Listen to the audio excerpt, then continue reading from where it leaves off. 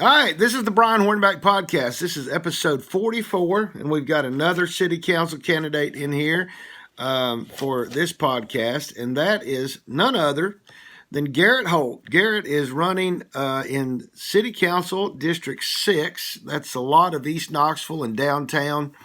But Garrett, thanks for joining me here on the Brian Hornback podcast.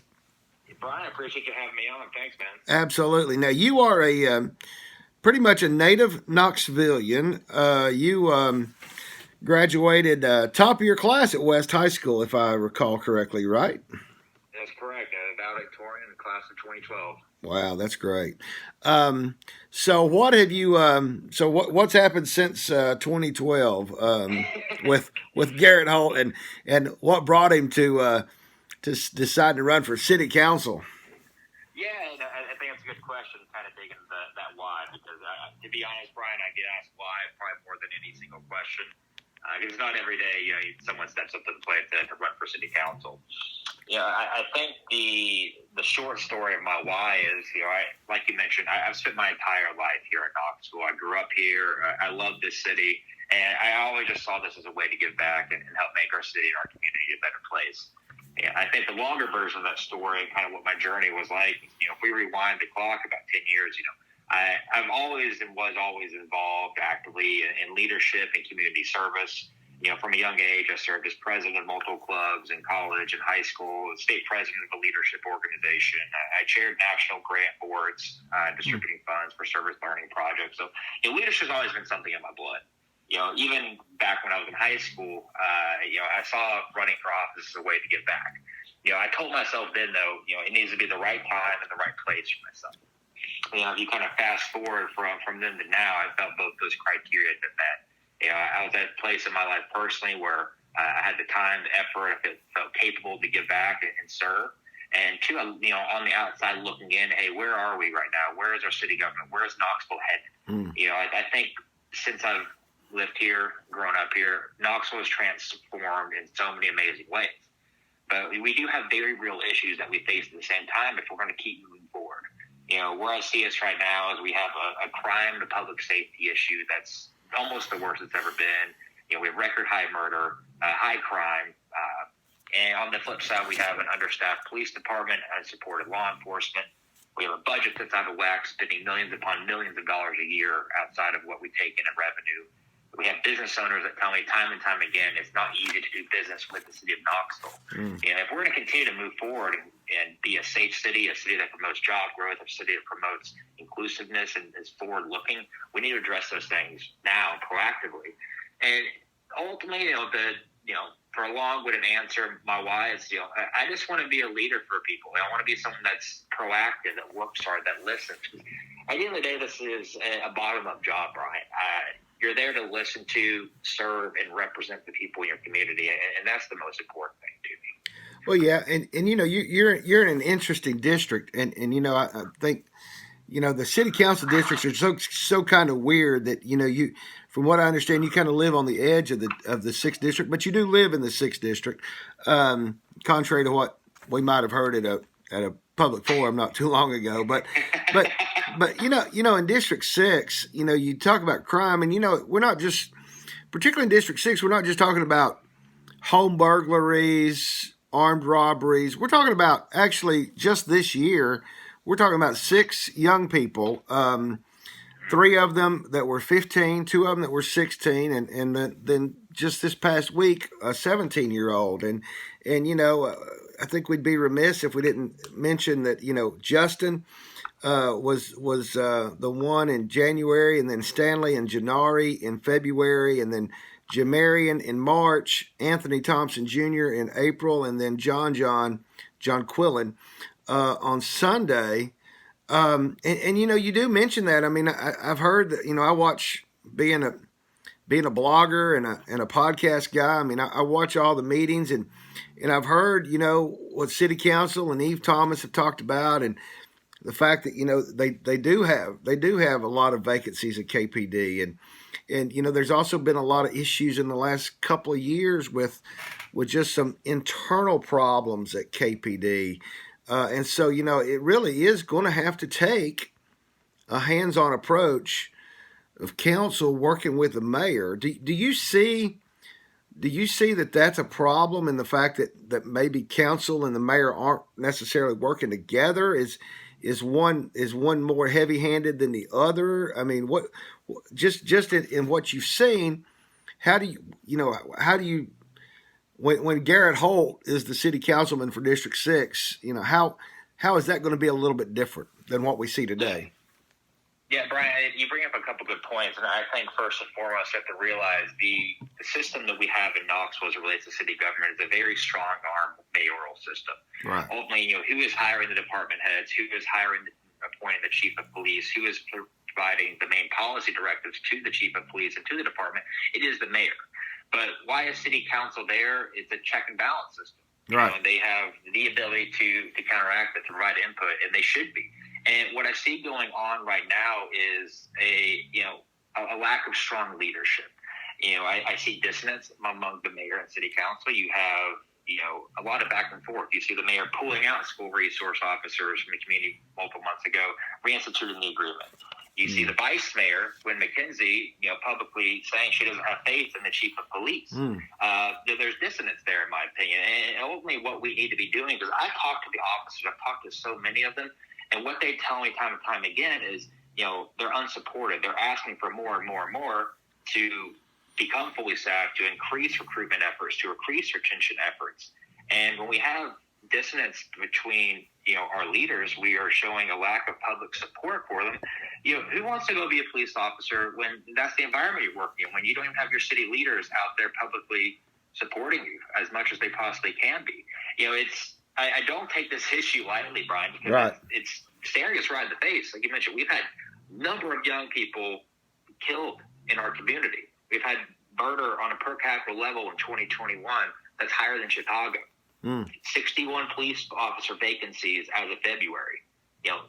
We are asking ourselves, this is a big issue right now, and I think people need to pay more attention to it. What I worry about is that this is where we are right now. Where are we going to be in 5 years, 10 years when, now we have 70 to 80 vacancies, and some people can't get their calls for emergencies taken. Right. When we have people that aren't even applying to KPD to serve our community.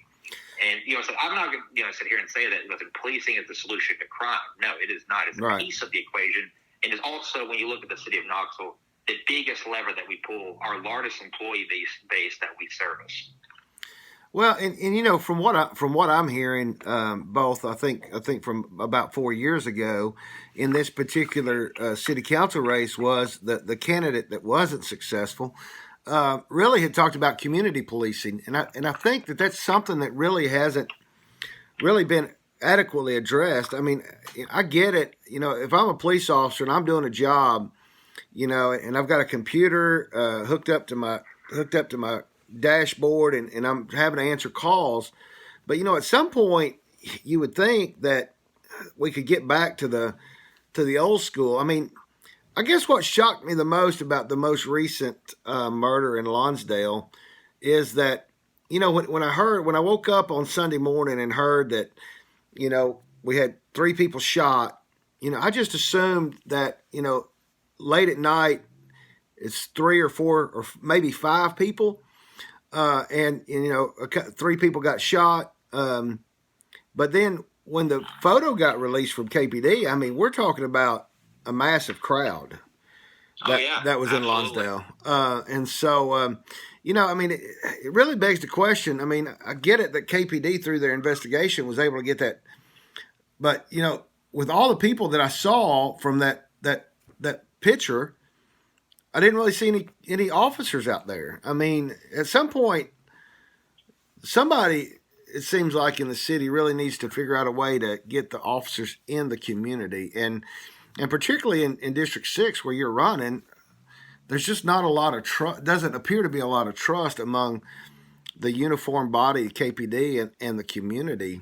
And I'm not sure how you fix that. But obviously crime is a major issue in District 6, but what other issues are you hearing out there from the folks that you've been campaigning as you've been going door to door and talking to folks in the community?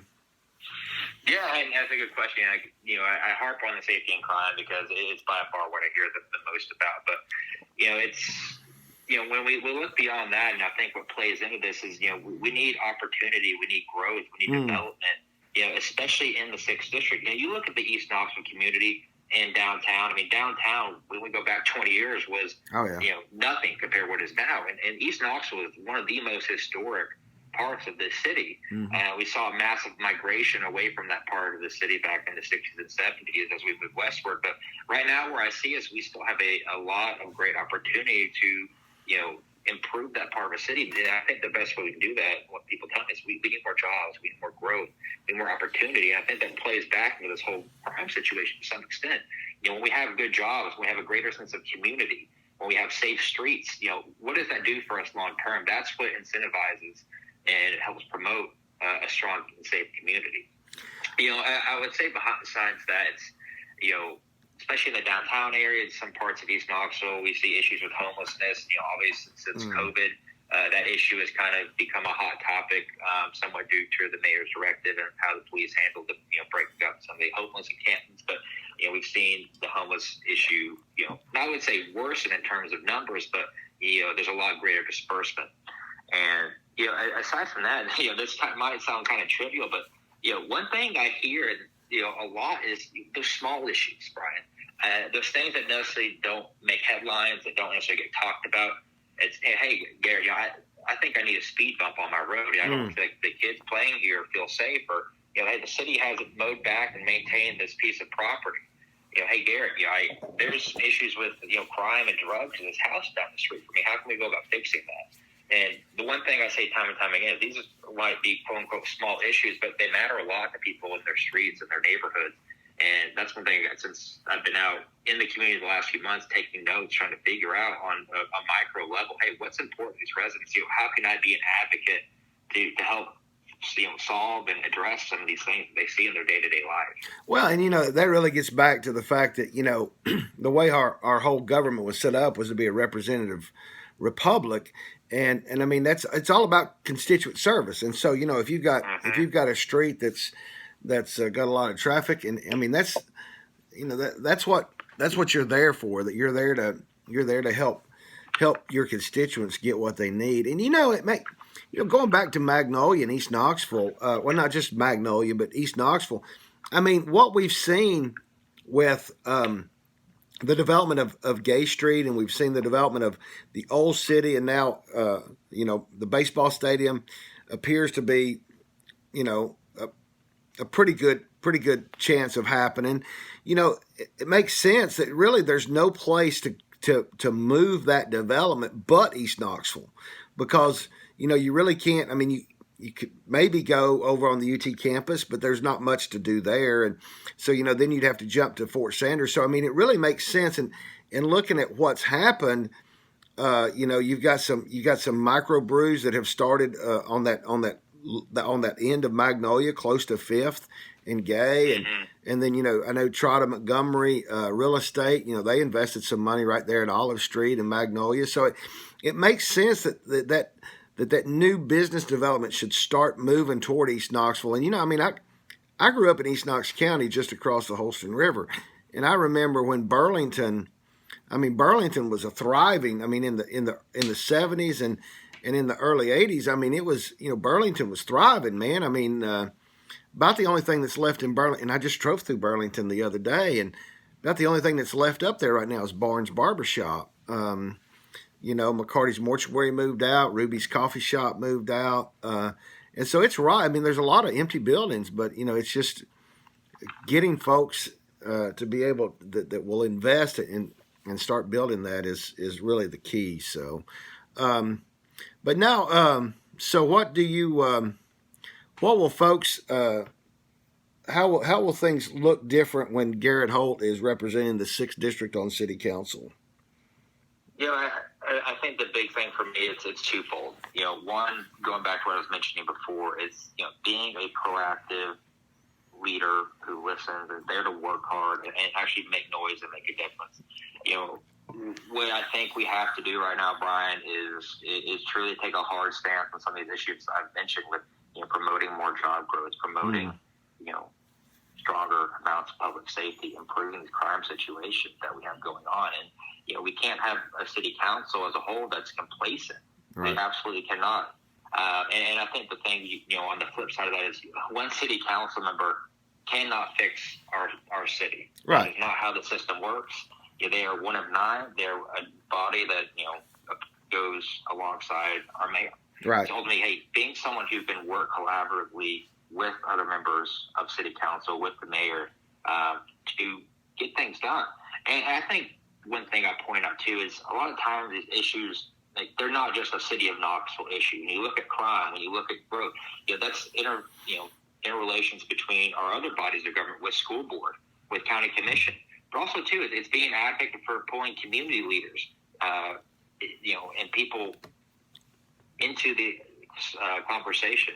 Obviously, I cannot fix everything by myself. Right. But what I can do is I can pull the people together collaboratively that can address these issues, and I think that's what needs to be going on far more than it does currently.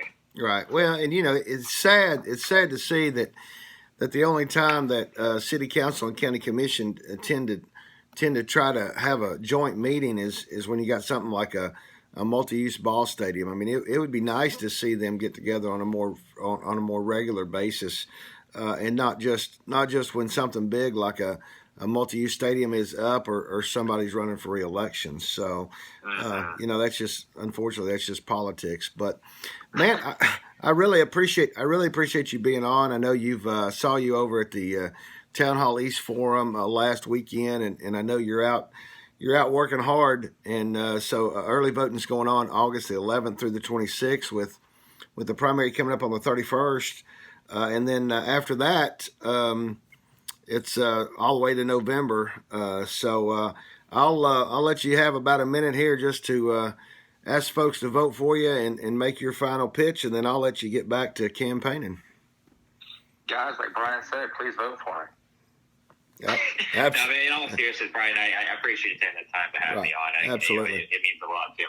Sure. And to anybody listening, at the end of the day, this has been a wonderful journey for me. Getting to be out in the community the last 4 or 5 months, it's truly changed my perspective on our city in ways I never could imagine, having lived here my whole life. But like Brian mentioned, Garrett Holt, running for City Council District 6, would love the opportunity to serve you, to serve our community. And whether it's for me or another candidate in another district, please take the time to turn out to vote. This is a massively important election that really will help determine, where our city heads moving forward. And that reminds me that when Winfield Dunn, the first Republican governor in Tennessee, when he announced his candidacy in the early 70s, and I've used this quote before, but when you mentioned that people need to vote no matter who they vote for, is Winfield Dunn told people that support me if you can, oppose me if you must, but above all participate. And that's what's really sad,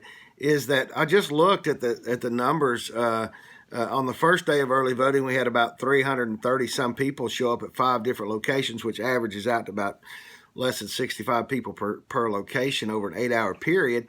240 of those on the first day were absentee votes. But then on the second day of early voting, adding those, it was slightly better on the second day, but we're still just now broke 1,000 over a couple of days of early voting. And that's at 5 different locations. So those of you in District 6 that are voting for Garrett or one of the other candidates, as Garrett mentioned, the 2 places probably closest to you would be Eternal Life Harvest Center there at 5 Points, or the new Harvest Park over behind I was getting ready to say Easttown, but it's getting ready to be the Amazon Distribution Center now. So, those 2, of course, are the City County building, but, in order to go to the City County building, you got to stand in line and go through a pat down and all that kind of stuff. So that's probably not advantageous. But Garrett, again, thanks for being on, and good luck to you. And we'll be talking to you after August 31st. Awesome, Brian. Appreciate you. Thanks, sir. Thank you. Bye-bye. Bye.